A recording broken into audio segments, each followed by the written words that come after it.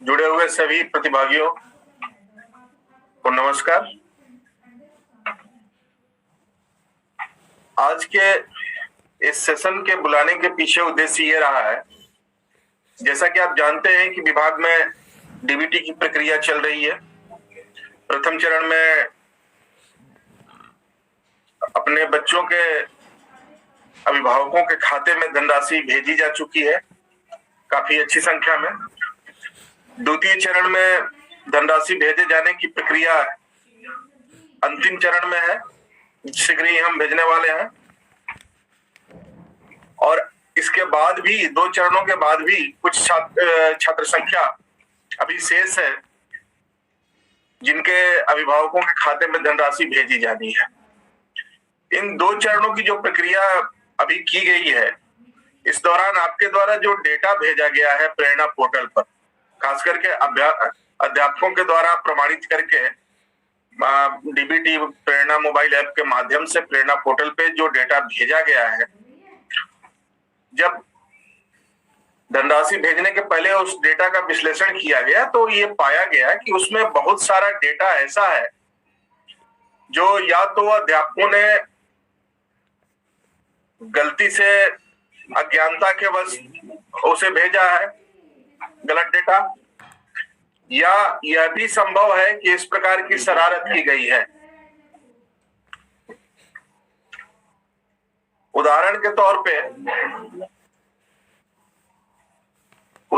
तौर पे एक ही बच्चे का नाम अलग अलग 3 स्कूलों में पाया गया। जाहिर सी बात है कि एक बच्चा 3 स्कूलों में एक साथ नहीं पढ़ सकता, कहीं एक ही जगह पढ़ रहा होगा।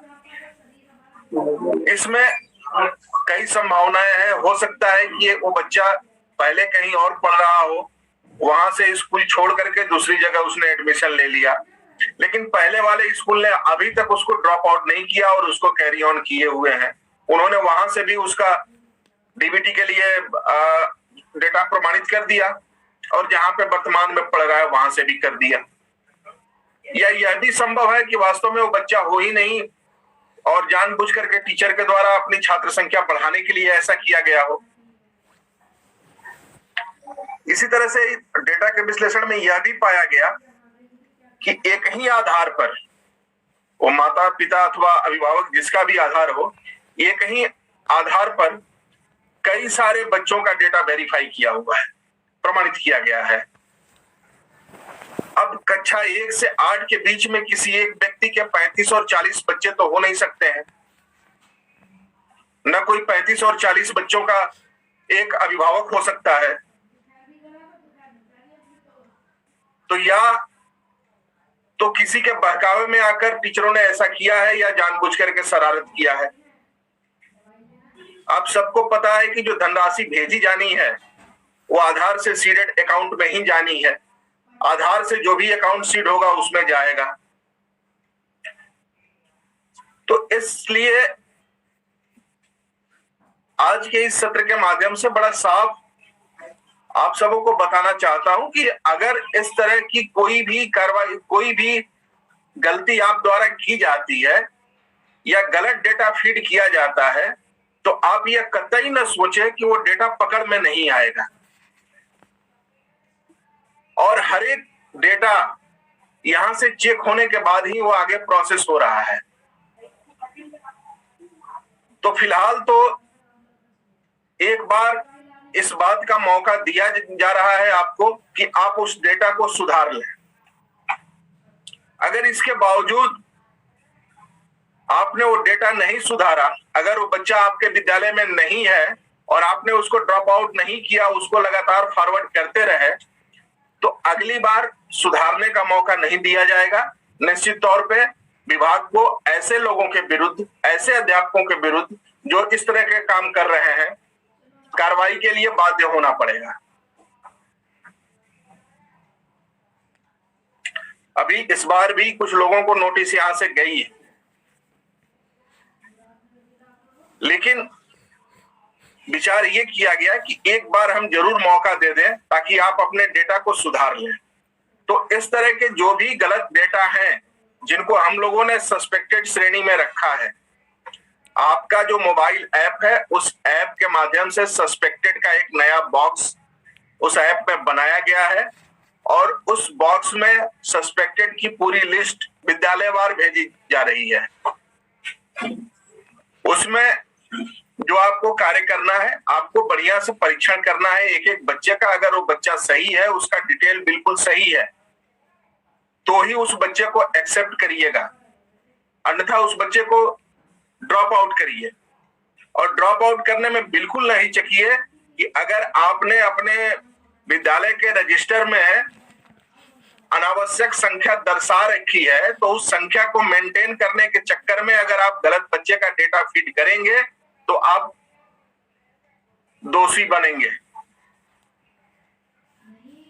और ये भी जान लीजिए कि अगर आप उस बच्चे को ड्रॉप आउट करते हैं तो आपसे ये कोई सवाल नहीं पूछेगा कि आपके रजिस्टर में इतने बच्चे हैं और पोर्टल पे इतने ही बच्चे क्यों आए, कम बच्चे क्यों आए, ये कोई नहीं पूछेगा, क्योंकि आपके पास जवाब होगा कि जो बच्चा 45 दिन से अधिक से नहीं आ रहा है उसको आप डीबीटी का लाभ नहीं देंगे। आप केवल उन्हीं बच्चों को डीबीटी का लाभ के लिए उनका डेटा वेरीफाई करेंगे। आप डीबीटी के लाभ के लिए केवल उन्हीं बच्चों का डेटा वेरीफाई करेंगे जो नियमित आपके विद्यालय में पढ़ने आ रहे हैं।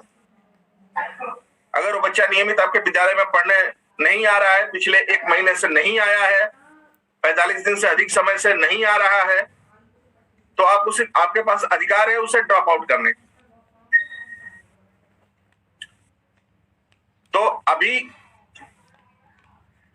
ये जो सस्पेक्टेड डेटा भारी संख्या में मिला है, जिसको मोबाइल ऐप के माध्यम से आपको भेजा जा रहा है, उस डेटा पे किस तरह से काम करना है, कैसे उस डेटा को ठीक करना है, कैसे ड्रॉप आउट करना है, इन सारी चीजों पे जानकारी देने के लिए हमारी टेक्निकल टीम साथ में है। मैं एक बार फिर आप सभी से यह आग्रह करना चाहूंगा कि यह एक मौका दिया जा रहा है आपको कि आपके स्तर से जो भी गलतियां हुई हैं उन्हें सुधार दिया जाए। अगर यह गलती दोबारा होगी तो निश्चित रूप से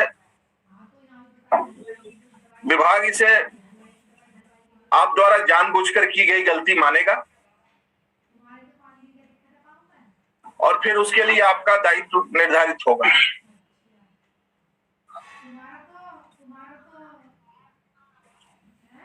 हमारे साथ ऐप पे जो नया बॉक्स क्रिएट किया गया है सस्पेक्टेड का, उस पे किस प्रकार से कार्रवाई की जानी है, इसकी जानकारी देने के लिए हिमांशु है, आगे की वो जानकारी देंगे कि किस प्रकार किस तरह के डेटा सस्पेक्टेड में आए हैं। कई प्रकार के डेटा हैं, जैसे बच्चों का सारा डिटेल एक जैसा है या एक ही पेरेंट्स पर बहुत ज्यादा बच्चे दिखाई पड़ रहे हैं, 4 बच्चे 6 बच्चे तक तो मान सकता हूं कि जेन्युइन होंगे, लेकिन ये बड़े रेयर होंगे। 3 से अधिक बच्चे बड़े रेयर लोग के होंगे। लेकिन अगर कोई कहे कि 12 बच्चे या 15 बच्चे या 40 बच्चे किसी एक व्यक्ति के हैं, तो ये मानने की बात नहीं। इस प्रकार के भी हैं। ऐसा भी है कि एक ही अभिभावक का बच्चा एक ही कक्षा और अलग अलग स्कूलों में पढ़ रहा है, ऐसा भी सामान्य तौर पर संभव नहीं होता है।